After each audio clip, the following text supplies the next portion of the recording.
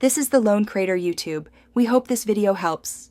You begin by choosing the simplest stack that serves your goal: HTML5, CSS3, and a single JS library.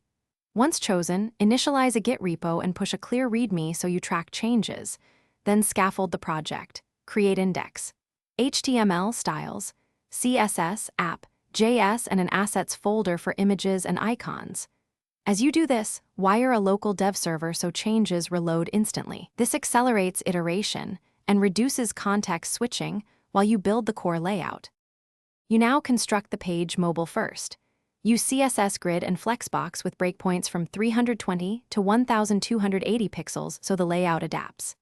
Next, build modular components, navigation, hero section, card lists, and accessible forms, and separate styles into logical files or CSS modules. Once those pieces exist, add interactivity with concise JavaScript or your chosen framework. Bind events, validate forms, and manage simple state. Make sure to test in 2 browsers as you proceed so UI logic stays consistent. You finalize by optimizing assets, compress images, minify CSS and JS, and add caching headers to improve load times. Once optimized, deploy to a static host or PAS, enable HTTPS, and set any environment variables for APIs. After deployment, verify analytics and run a quick accessibility check. If something breaks, use the browser console and network tab to isolate errors. Then roll back to the last stable commit or cherry-pick a fix.